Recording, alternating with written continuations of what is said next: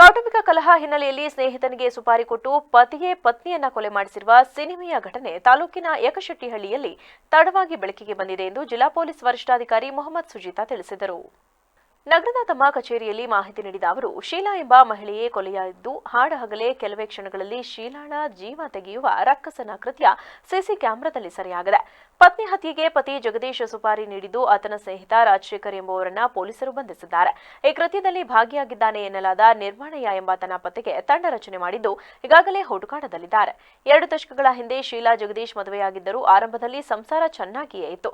ದಂಪತಿಗೆ 20 ವರ್ಷದ ಮಗಳಿದ್ದಾಳೆ. ಜಗದೀಶ್ ಕುಡಿತದ ದಾಸನಾಗಿದ್ದರಿಂದ ಇತ್ತೀಚೆಗೆ ಕುಟುಂಬದಲ್ಲಿ ಕಲಹ ಮೂಡಿತ್ತು. ಕುಡಿದು ಬಂದು ಜಗಳ ಮಾಡುವುದನ್ನೇ ಜಗದೀಶ್ ಚಟವಾಗಿಸಿಕೊಂಡಿದ್ದ. ಜಗದೀಶ್ ನಿತ್ಯ ಕುಡಿದು ಬಂದು ಪತ್ನಿ ಮೇಲೆ ಹಲ್ಲೆ ಮಾಡುತ್ತಿದ್ದ. ತಾಯಿ ಮಗಳಿಗೆ ಏನಿಲ್ಲದ ಚಿತ್ರಹಿಂಸೆ ಕೊಡುತ್ತಿದ್ದ. ಗಂಡನ ವರ್ತನೆಯಿಂದ ರೋಸಿ ಹೋದ ಶೀಲಾ ತನ್ನ ಮಗಳೊಂದಿಗೆ ಒಂದೇ ಮನೆಯಲ್ಲಿ ಗಂಡನಿಂದ ಅಂತರ ಕಾಯ್ದುಕೊಂಡು ಪ್ರತ್ಯೇಕ ವಾಸ ಇದ್ದರು. ಸಣ್ಣಪುಟ್ಟ ಕೂಲಿ ಕೆಲಸ ಮಾಡಿಕೊಂಡು ತನ್ನ ಹಾಗೂ ಮಗಳ ಜೀವನ ನಿರ್ವಹಣೆ ಮಾಡುತ್ತಿದ್ದರು. ವಿದ್ಯಾಭ್ಯಾಸ ಮುಗಿಸಿದ ಮಗಳು ಸದ್ಯ ಕಂಪ್ಯೂಟರ್ ಕೋರ್ಸ್ ಮಾಡುತ್ತಿದ್ದಳು. ಜಗದೀಶ್ ಚಿಕ್ಕಮಗಳೂರು ಜಿಲ್ಲೆ ಕೈಮರದ ಸಂಬಂಧಿಕರ ಮನೆಯಲ್ಲಿದ್ದ. ಆಗಾಗ ಯಕಶೆಟ್ಟಿಹಳ್ಳಿಗೆ ಬಂದು ಹೋಗುತ್ತಿದ್ದ. ಆದರೆ ತಾನು ಕಟ್ಟಿದ ಮನೆಯಲ್ಲೇ ಪತ್ನಿ ಪ್ರತ್ಯೇಕ ವಾಸ ಇದ್ದುದು ಜಗದೀಶ್ನನ್ನ ಕದ್ದು ಹೋಗುವಂತೆ ಮಾಡಿತ್ತು. ಹೇಗಾದರೂ ಮಾಡಿ ಪತ್ನಿಯನ್ನ ಮುಗಿಸಬೇಕು ಎಂದು ಪ್ಲಾನ್ ಮಾಡಿದ. ಇದಕ್ಕಾಗಿ ಸ್ನೇಹಿತ ರಾಜಶೇಖರ್ಗೆ ಸುಪಾರಿ ನೀಡಿದ. ಅದರಂತೆ ಗೌರಿ ಹಬ್ಬದ ದಿನವಾದ ಶನಿವಾರ ಬಂದು ಮೊದಲು ಪತ್ನಿ ಜೊತೆ ಜಗಳ ತೆಗೆದ. ನಂತರ ರಾಜಶೇಖರ್ನನ್ನ ಮುಂದೆ ಬಿಟ್ಟು ಪತ್ನಿಯನ್ನ ಕೊಲೆ ಮಾಡಿಸಿಯೇ ಬಿಟ್ಟಿದ್ದ.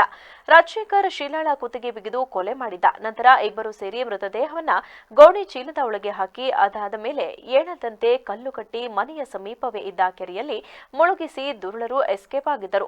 ಶೀಲಾಳನ್ನ ಹಾಡಹಗಲೇ ಮನೆಯ ಮುಂದೆ ಹತ್ಯೆ ಮಾಡುವ ದೃಶ್ಯ ಸಮೀಪದ ಸಿಸಿ ಕ್ಯಾಮೆರಾದಲ್ಲಿ ಸೆರೆಯಾಗಿತ್ತು. ಈ ನಡುವೆ ತಾಯಿ ಕಾಣೆಯಾಗಿರುವ ಬಗ್ಗೆ ಭಾನುವಾರ ಶೀಲಾ ಅವರ ಮಗಳು ಬೇಲೂರು ಪೊಲೀಸ್ ಠಾಣೆಗೆ ದೂರು ನೀಡಿದ್ದಳು. ಮಿಸ್ಸಿಂಗ್ ಕೇಸ್ ದಾಖಲು ಮಾಡಿಕೊಂಡು ತನಿಖೆ ಆರಂಭಿಸಿದ ಖಾಕಿ ಪಡೆ ಸ್ಥಳ ಪರಿಶೀಲನೆ ನಡೆಸಿ ಸಿಸಿ ಕ್ಯಾಮೆರಾ ದೃಶ್ಯಾವಳಿ ಪರಿಶೀಲಿಸಿದಾಗ ಕೊಲೆ ರಹಸ್ಯ ಬಯಲಾಗಿದೆ. ಇದರ ಮಾಹಿತಿ ಆಧರಿಸಿ ಪತಿ ಜಗದೀಶ್ನನ್ನ ಬಂಧಿಸಿ ವಿಚಾರಣೆಗೆ ಒಳಪಡಿಸಿದಾಗ ವಿಚಾರ ಹೊರಬಂದಿದ್ದು ಮೃತದೇಹವನ್ನ ಮೇಲಕ್ಕೆತ್ತಿ ಮರಣೋತ್ತರ ಪರೀಕ್ಷೆಗಾಗಿ ಹಾಸನದ ಹಿಂಸಾಸ್ಪತ್ರೆಗೆ ರವಾನೆ ಮಾಡಲಾಗಿದೆ ಎಂದು ತಿಳಿಸಿದರು. ದಿನಾಂಕ 7/9/2024 ಅವತ್ತು ಸುಮಾರು ಸಂಜೆ 6:30 ಟೈಮಲ್ಲಿ ಯಕಶೆಟ್ಟಿಹಳ್ಳಿ ಗ್ರಾಮದ ಸೇರುವ ಶೀಲಾ ಅವರು ಕಾಣೆಯಾಗಿದ್ದಾರೆ ಅಂತ ಅವರು ಮಗಳು ವಿನಿತಾ ಅವರು ಅಂತೂ FIR ಒಂದು ದಾಖಲುಪಡಿಸಿರ್ತಾರೆ. ಈ ಮಿಸ್ಸಿಂಗ್ ಕಂಪ್ಲೇಂಟ್ ಏನಾಗಿತ್ತು ಅಂತಂದರೆ 7ನೇ ತಾರೀಕು ಸುಮಾರು 2 ಸಮಯದಲ್ಲಿ ಅವರು ಮನೆ ಇರುವಾಗ ಅವರು ಹಬ್ಬ ಮಾಡೋಕ್ಕೆ ಮಗಳು ಅವರು ಹೊರಗಡೆ ಹೋಗಿರ್ತಾರೆ ಮತ್ತು ಅಮ್ಮ ಅವರು ಮನೆಯಲ್ಲಿ ಇರ್ತಾರೆ.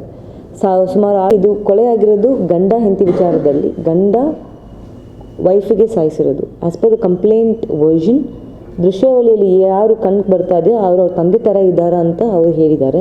ಆದರೆ ತಂದೆನಾ ಇಲ್ಲ ಬೇರೆಯವರು ಅಂತ. ಬಟ್ ಪ್ರಾಥಮಿಕ ತನಿಖೆಯಲ್ಲಿ ಕೊಲೆ ಮಾಡೋದು ಜಗದೀಶ್ ಕಡೆಯಿಂದನೇ ಅವ್ರ ವೈಫಿಗೆ ಕೊಲೆ ಮಾಡಿದ್ದಾರೆ ಅಂತ ನಮಗೆ ಕಂಡು ಬಂದಿದೆ, ಸ್ಪಷ್ಟತೆಯನ್ನು ಸಿಕ್ಕಿದೆ. ಸದ್ಯಕ್ಕೆ ಒಬ್ಬರು ಜಗದೀಶ್ ಅಂತ ಹೇಳ್ತಾರೆ, ಬಟ್ ಇದರಲ್ಲಿ ಇನ್ನೊಬ್ಬರು ಭಾಗಿಯಾಗಕ್ಕೆ ಸಾಧ್ಯತೆ ಇದೆ ಅಂತ ನಾವು ಅದರ ಮೇಲೆ ತನಿಖೆ ಮಾಡ್ತಾ ಇದ್ದೀವಿ. 2023 ಡಿಸೆಂಬರ್ ತನಕ ಎಲ್ಲರೂ ಒಂದೇ ಮನೆಯಲ್ಲಿ ಇದ್ದಿದ್ದಾರೆ.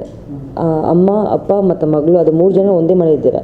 ಜನವರಿ ತಿಂಗಳು ಆದ ಮೇಲೆ ಅವರು ಬೇರೆ ಕಡೆ ಮನೆ ಮಾಡ್ಕೊಂಡು ಹೋಗಿದ್ದಾರೆ. ಜಗದೀಶ್ ಅವರು ಬೇರೆ ಕಡೆ.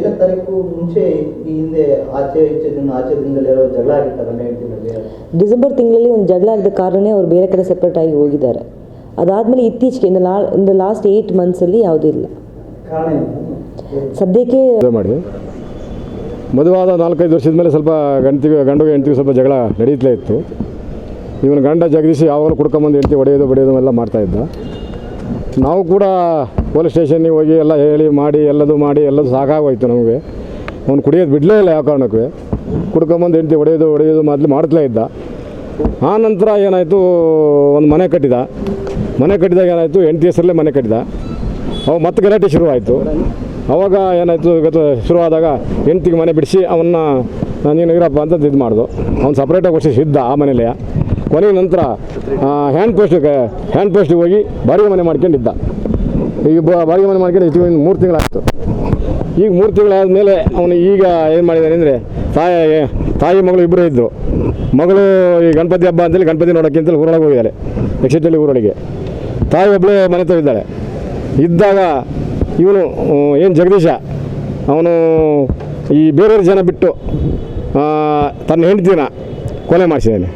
ಕೊಲೆ ಮಾಡಿಸಿದ್ದು ಅಂತಂದರೆ ಒಂದು ಈ ದೊಡ್ಡ ಇದ್ದ ಮಫ್ಲರ್ ತಗೊಂಡು ಒಬ್ಬ ಬಂದು ಶಾಲೆಗೆ ಹಾಕ್ಕೊಂಡು ಅದು ಕುರ್ಚಿಗೆ ಹಾಕ್ಕೊಂಡು ಸೇದಿ ಆಮೇಲೆ ಅವಳ ಮೇಲೆ ಕುತ್ಕೊಂಡು ಅವಳು ಸಾಯೋವರೆಗೂ ಬಿಟ್ಟಿಲ್ಲ, ಸಾಯಿಸಿಬಿಟ್ಟು ನಂತರ ತಗೊಂಡು ಹೇಳ್ಕೊಂಡು ಹೋಗಿ ಆ ಒಂದು ಜೋಳ ಇದೆ ಪಕ್ಕದಲ್ಲಿ, ಆ ಜೋಳದಲ್ಲಿ ಹಾಕಿದ್ದಾನೆ. ಗಂಡಲ್ಲ, ಬೇರೇನು ಅವನು ಬಿಗಿದು ಹೇಳ್ಕೊಂಡು